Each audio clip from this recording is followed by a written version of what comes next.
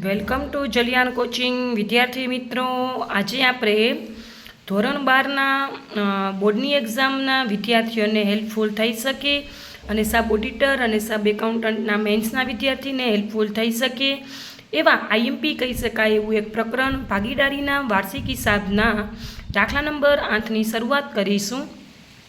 બ્રહ્મા અને વિષ્ણુ 3:2ના પ્રમાણમાં નફો નુકસાન વેચે છે. 31/3/17ના રોજ કાચા સરવૈયા અને હવાલા પરથી પેઢીના વાર્ષિક હિસાબો તૈયાર કરો. વિદ્યાર્થી મિત્રો, તમે રકમ જોઈ શકો છો. હું તમને આ વિડીયોમાં હવાલા સોલ્વ કરાવતા શીખવાડીશ. વિદ્યાર્થીઓને હવાલા સોલ્વ કરવા ટાઈમે ઘણી બધી તકલીફ થતી હોય છે, તો હવાલો કઈ રીતે યાદ રાખવો, શું ધ્યાનમાં રાખવું, એ દરેક બાબત શીખવાડીશ. સૌથી પહેલો હવાલો છે મશીનરી પર 6% અને ફર્નિચર ફિક્ચર્સ પર 20% ઘસારો ગણો. તમે જોઈ શકો છો મશીનરી 50,000 છે અને ફર્નિચર ફિક્ચર્સ આપણું 5,000 છે. આપણે હવાલો સોલ્વ કરીએ વિદ્યાર્થી મિત્રો. આપણે મશીનરી પર 6% કરવાનો હતો હવાલો. 50,000ના 6% કરશો ને તો 3,000 આવશે. હવે વિદ્યાર્થી મિત્રો, કોઈ પણ હવાલો તમે સોલ્વ કરો ને તો તમારે શોર્ટમાં યાદ રાખવાનું. હું તમને ધ્યાન રાખતા શીખવાડું છું. કોઈ પણ હવાલો સોલ્વ કરું ને તો આમનોંધથી સોલ્વ કરવાનો. એક આમનોંધ યાદ રાખી લેવાની, ઓછામાં ઓછી બીજું યાદ રાખવાનું, ઓછામાં ઓછી કોઈ પણ હવાલાની 2 અસર થશે. ત્રીજું શું યાદ રાખવાનું, તમને ખબર છે આપણે પત્રક કેટલા બનાવી? પેલું બનાવી વેપાર ખાતું, બીજું બનાવી નફા નુકસાન ખાતું, ત્રીજું બનાવી નફા નુકસાન ફાળવણી ખાતું, ચોથું બનાવીએ મૂડી અથવા ચાલુ ખાતા અને પછી બનાવીએ પાકું સરવૈયું. તો હવાલાની આ 5 પત્રકમાંથી કોઈ પણ 2 જગ્યાએ અસર આવશે ને આવશે. ચોથી વાત યાદ રાખવાની કે હવાલાની એક અસર આવશે ઉધાર, તો બીજી અસર આવશે જમા. આવી રીતે યાદ રાખશો ને વિદ્યાર્થી મિત્રો, તો કોઈ પણ હવાલો તમારે ગોખવો નહીં પડે. તમારે સમજવાથી તમને યાદ રહી જશે કે ક્યારે પ્લસ કરવું, ક્યારે માઇનસ કરવું. ઘણા વિદ્યાર્થી પૂછતા હોય કે ક્યારે પગાર ચૂકવવાનો બાકી હતો પ્લસ કરવાનું, કાંઈ પણ ઘસારો હોય તો માઇનસ કરવાનું. ગોખવાનું નહીં, સમજીને કરશો ને તમારો હવાલો સોલ્વ થઈ જશે. આપણે મશીનરી પર 6% લેખે ઘસારો ગણવાનો હતો. 50,000ના 6% કરીએ એટલે 3,000 આવે. મેં ઘસારાની આમનોંધ લખી નાખી છે. ઘસારા ખાતે ઉધાર તે મશીનરી ખાતે જમા. હવે ઘસારો આપણો ખર્ચ છે, તો નફા નુકસાન ખાતાની ઉધાર બાજુ અન્ય ખર્ચામાં લખવાનું ઘસારા ખાતે 3,000 રૂપિયા. જોયું, નફા નુકસાન એક પત્રક બની ગયું, ઉધાર અસર થઈ ગઈ. મેં કીધું હતું કે એક અસર ઉધાર આવશે, એક જમા આવશે, એટલે ઉધાર અસર થઈ ગઈ.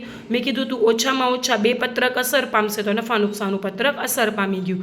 તે મશીનરી ખાતે હોય ઉધાર, થયું જમા. મશીનરી ખાતે હોય કઈ રીતે ઉધાર? મશીનરી શું છે? આપણી મિલકત છે. આપણે મિલકત લેણા બાજુ બતાવીએ તો મિલકતો ખાતે હોય શું? ઉધાર.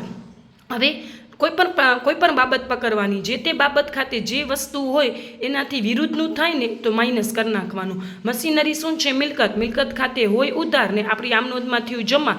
મિલકત ખાતે હોય ઉધાર અને થયું જમા તો શું કરવાનું? માઇનસ. પણ જો મિલકત ખાતે હોય ઉધાર અને થાય પણ ઉધાર તો શું કરી નાખવાનું? પ્લસ. એટલે ઘસારો લખી નાખવાનો નફા નુકસાનની ઉધાર બાજુ અન્ય ખર્ચામાં, અને મશીનરીમાંથી માઇનસ કરી નાખવાનું 3,000 રૂપિયા. ખાસ નોટ ડાઉન કરજો. એવી રીતે ફર્નિચર પર 20% લેખે ઘસારો ગણવાનો હતો. 5,000ના 20% કરશો ને તો 1,000 થશે. એટલે ઘસારા ખાતે ઉધાર 1,000, તે ફર્નિચર ખાતે.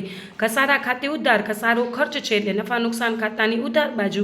ફર્નિચર ખાતે તો મિલકત ખાતે હોય જમા, મિલકત ખાતે હોય ઉધાર અને થયું જમા, એટલે મિલકતમાંથી શું કરી નાખવાનું? માઇનસ. તો મિલકત લેણા બાજુ ફર્નિચરમાંથી માઇનસ કરી નાખવાનું. એના પછીનો આપણે હવાલો સોલ્વ કરી વિદ્યાર્થી મિત્રો. એના પછી કીધું છે દેવાદારોમાંથી 500ની ઘાલખાદ માંડીવાળો. તો દેવાદારો માટેની આમ નોંધ ખાસ. ઘાલખાદ ખાતે ઉધાર તે દેવાદારો ખાતે જમા. ઘાલખાદ ખાતે ઉધાર તે દેવાદારો ખાતે જમા. ઘાલખાદ એક પ્રકારનું નુકસાન છે. તમે નફા નુકસાનની ઉધાર બાજુ પત્રક બનાવશો અન્ય ખર્ચામાં. ઘાલખાદ કાચા સરવૈયાની પ્લસ ઘાલખાદ હવાલાની પ્લસ ઘાલખાદ અનામત હવાલાની માઇનસ ઘાલખાદ અનામત કાચા સરવૈયાની. દાખલામાં ઘાલખાદ કાચા સરવૈયાની આપેલ હોય તો લખી નાખવાનું. આપણા દાખલામાં છે પ્લસ ઘાલખાદ હવાલાની 500 પ્લસ કરી નાખવાની. કેમ? ઘાલખાદ ખાતે હોય ઉધાર ને આમ નોંધમાં પણ શું થયું છે? ઉધાર, એટલે પ્લસ કરવાનું. જે બાબત હોય એ જ બાબત થાય તો પ્લસ કરવાનું, એના વિરુદ્ધની બાબત થાય તો માઇનસ કરવાનું. તે દેવાદારો ખાતે. દેવાદારો આપણી કઈ મિલકત કહેવાય? ચાલુ મિલકત કહેવાય. મિલકત ખાતે હોય શું? ઉધાર, પણ થયું શું? જમા. હોય એનાથી વિરુદ્ધનું થાય તો માઇનસ. દેવાદારોમાંથી માઇનસ કરવાની ઘાલખાદ હવાલાની. ખાસ નોટ ડાઉન કરજો. એના પછીનો હવાલો સોલ્વ કરી વિદ્યાર્થી મિત્રો. બ્રહ્મા અને વિષ્ણુને અનુક્રમે 5,000 અને 4,000નો પગાર આપવાનો છે. વિદ્યાર્થી મિત્રો, ભાગીદારનો પગાર છે. ભાગીદારનો પગાર મૂરી ખાતા અને ચાલુ ખાતાની જમા બાજુ. આપણા દાખલામાં આપણે મૂરી ખાતા બનાવવાના છે, તો મૂરી ખાતાની જમા બાજુ લખશું પગાર ખાતે બ્રહ્માનો 5,000, વિષ્ણુનો 4,000.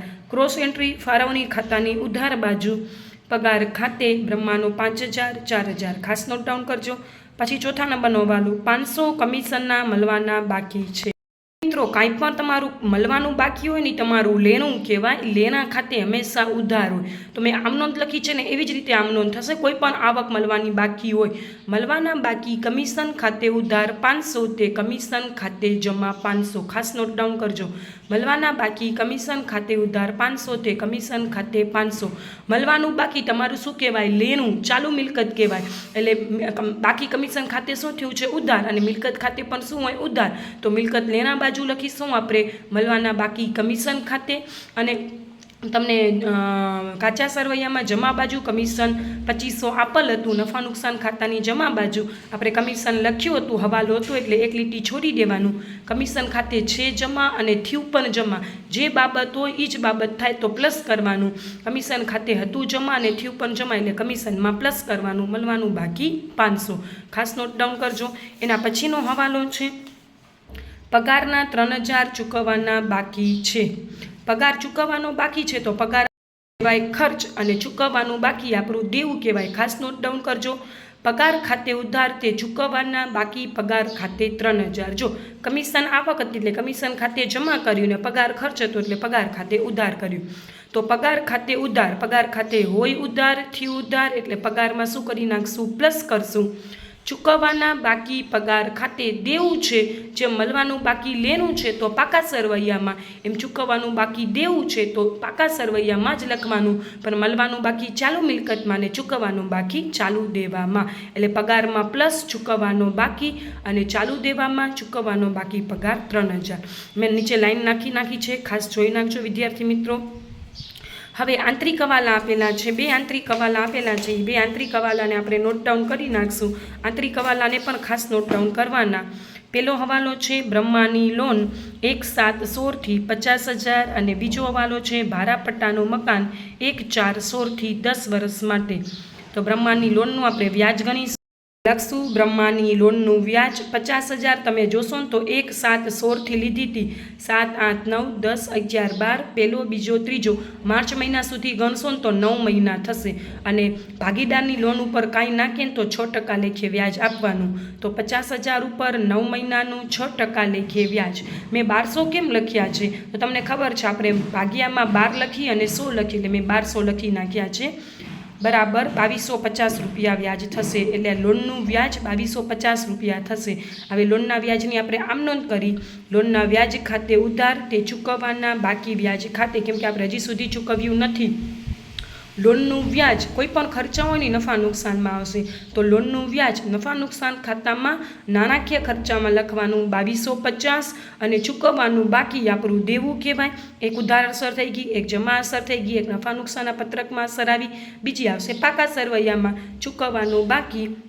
પાકા સરવૈયામાં ચાલુ દેવામાં મૂડી દેવા બાજુ. ખાસ નોટ ડાઉન કરજો. હવે ભાડાપટ્ટાનું મકાન 1/4/16 થી આપણે લીધું હતું. ભાડાપટ્ટાનું મકાન એટલે આપણે વિતાંતર રાખેલું મકાન, એટલે આ વર્ષે લીધું છે પણ લાભ આપણને 10 વર્ષ સુધી મળશે. તો આ વર્ષના માંડી વારવાના. ભાડાપટ્ટાનું મકાન 60,000 ભાગ્યા 10 એટલે 6,000 રૂપિયા આવશે. એની આમ નોંધ કસારા જેવી જ યાદ રાખવાની. માંડી વારેલ ભાડાપટ્ટાના મકાન ખાતે ઉધાર 6,000 તે ભાડાપટ્ટાના મકાન ખાતે 6,000. માંડી વારેલ જેમ કસારો કેમ અન્ય ખર્ચામાં બતાવી એમ માંડી વારેલ પણ અન્ય ખર્ચામાં બતાવવાનું. લખી નાખવાનું માંડી વારેલ ભાડાપટ્ટાનું મકાન 6,000. ભાડાપટ્ટાનું મકાન મિલકત છે, તમે મિલકત લેણા બાજુ બતાવી દીધું હશે. મકાન ખાતે હોય ઉધાર ને થયું જમા તો મકાનમાંથી માઇનસ કરવાનું. માંડી વારેલ ભાડાપટ્ટાનું મકાન 6,000. ખાસ નોટ ડાઉન કરજો વિદ્યાર્થી મિત્રો. હવાલા નોટ ડાઉન કરી નાખજો. તમને કાંઈ પણ કન્ફ્યુઝન હોય અને સંપૂર્ણ દાખલો શીખવો હોય વાર્ષિક હિસાબનો, જરૂરથી કમેન્ટ બોક્સમાં મને તમે ખાલી એટલું લખીને બતાવજો. દાખલા નંબર 8. વિદ્યાર્થી મિત્રો, વિડીયો ગમ્યો હોય તો ચેનલને સબસ્ક્રાઈબ કરી દેજો, વિડીયોને લાઇક કરી દેજો અને તમારા વિદ્યાર્થી મિત્રો સાથે જરૂરથી શેર કરી દેજો. Thank you for watching.